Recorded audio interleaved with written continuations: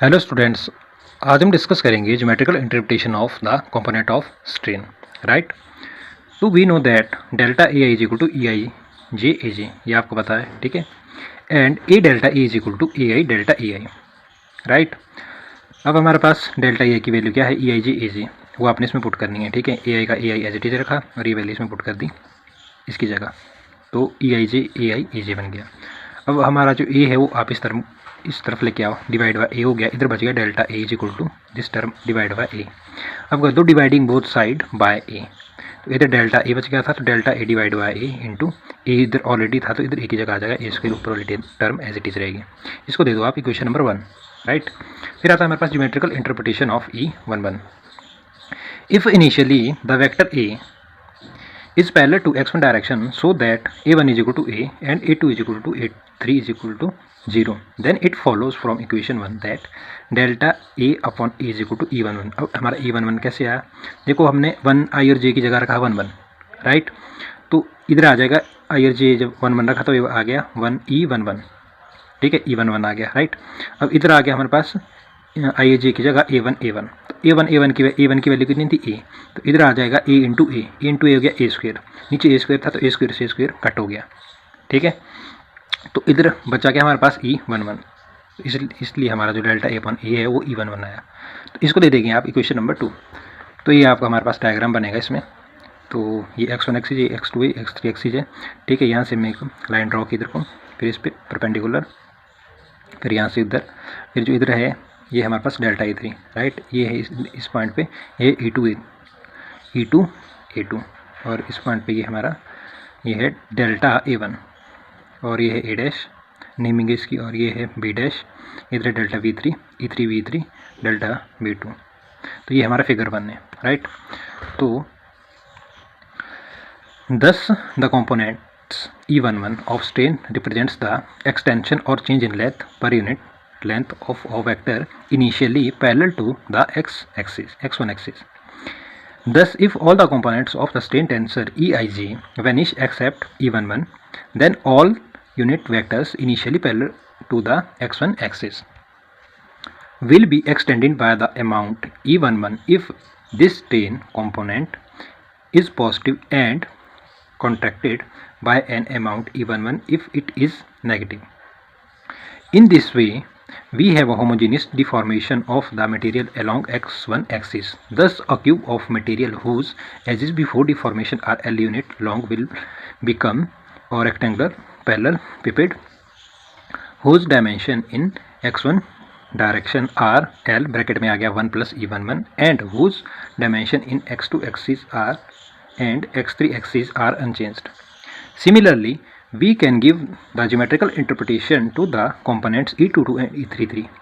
The three components E11, E22 and E33 correspond to the normal strain.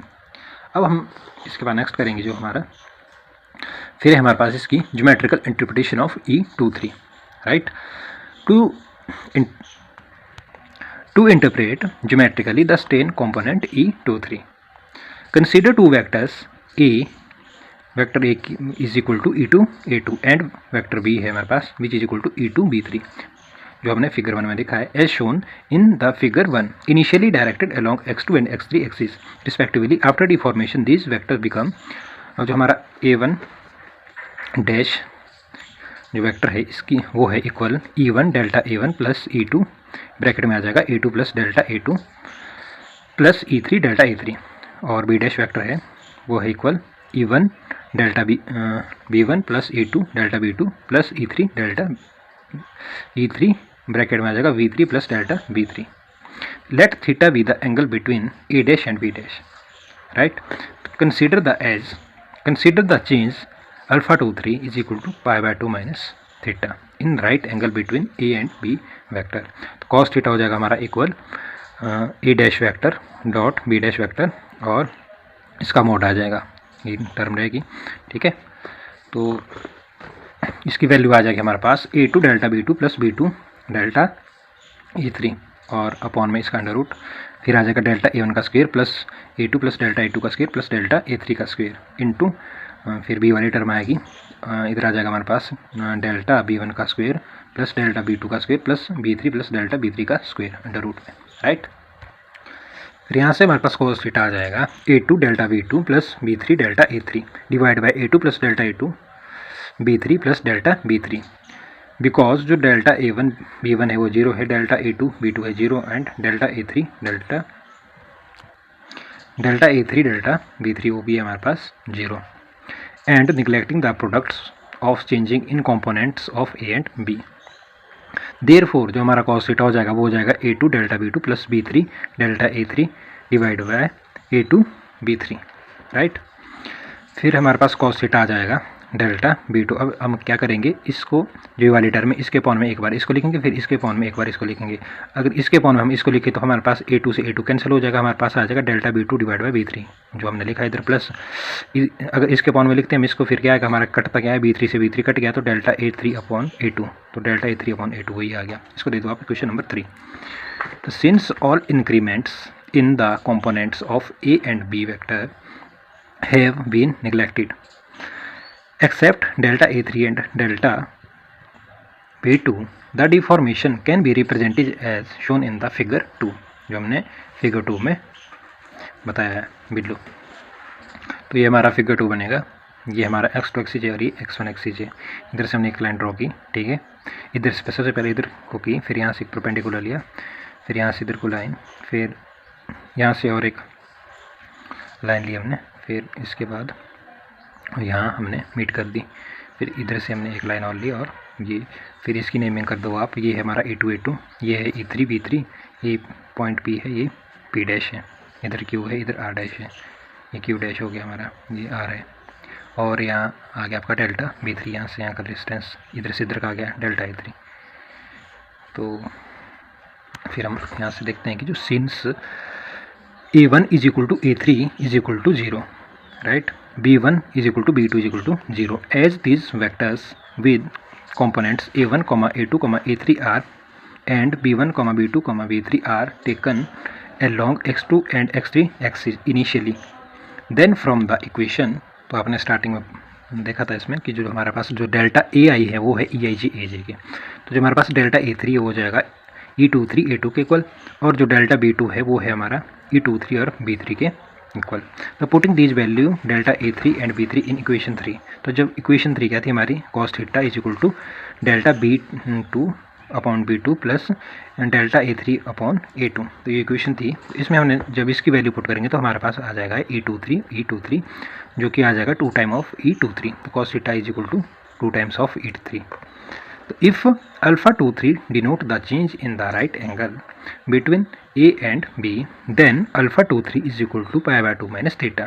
Since alpha 23 is equal to pi by 2 minus theta, so this implies theta is equal to pi by 2 minus alpha 23. इसको rearrange किया, right?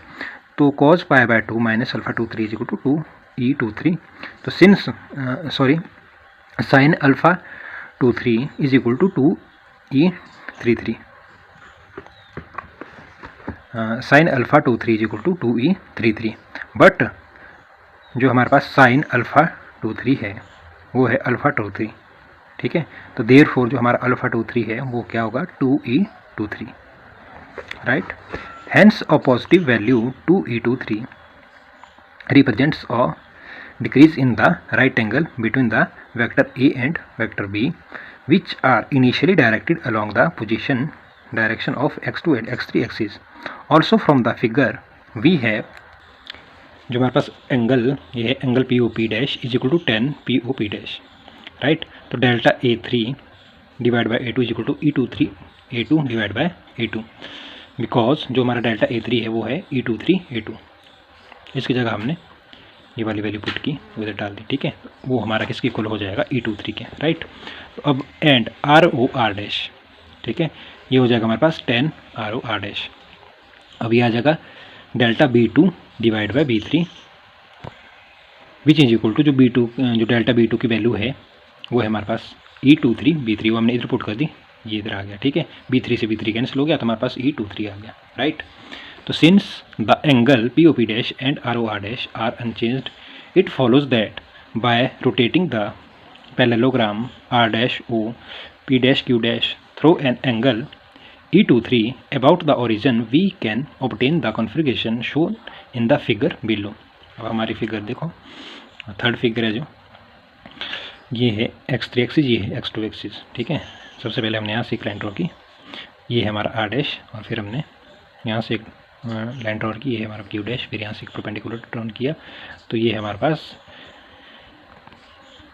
p, p dash, ये है q, ये q dash हो गया, r dash हो गया, ये r है, ये o है, और ये है अल्फा 2 3, राइट। तो ये हमारा थर्ड फिगर है।